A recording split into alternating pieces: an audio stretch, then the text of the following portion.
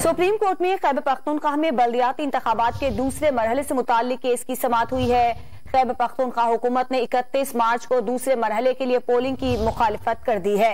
Supreme court में खैबर पख्तूनख्वा में बल्दियाती इंतखाबात के दूसरे मरहले से मुताल्लिक केस की समाअत हुई है। खैबर पख्तूनख्वा हुकूमत ने 31 मार्च को दूसरे मरहले के लिए पोलिंग की मुखालिफत कर ली है।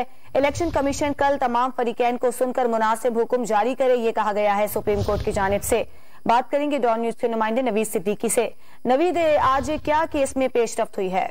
जी, सुप्रीम कोर्ट ने पेशावर हाई कोर्ट के फैसले के खिलाफ केस को निपटा दिया है। इलेक्शन कमीशन सुप्रीम कोर्ट का कहना है कि इलेक्शन कमीशन ने 31 मार्च को केपी में बल्दियाती इंतखाबात का नया शेड्यूल दे दिया है। केपी में बल्दियाती इंतखाबात के दूसरे मरहले से मुतल्लिक केस की समाअत चीफ जस्टिस ने की है और दूसरे मरहले के लिए पोलिंग की मुखालिफत भी खैबर पख्तूनख्वा हुकूमत ने कर दी 31 मार्च को और नए शेड्यूल के बारे में कहा कि नए शेड्यूल पर मुशावरत नहीं की गई। एडवोकेट जनरल केपी का कहना है और अदालत ने इलेक्शन कमीशन को नए शेड्यूल पर इंतखाबात से रोकने की इस्तदा भी मुस्तरद कर दी है। सुप्रीम कोर्ट ने केस इलेक्शन कमीशन को भिजवा दिया है। कल समाअत करके फैसले की हिदायत भी जारी कर दी गई है। सुप्रीम कोर्ट का कहना है कि सूबाई हुकूमत और फरीकैन इलेक्शन कमीशन के सामने मौक़िफ़ पेश कर दें। नए शेड्यूल के बाद अपीलें गैर मुस्तरद हो चुकी हैं। जी, बहुत शुक्रिया आपका नवीद सिद्दीकी।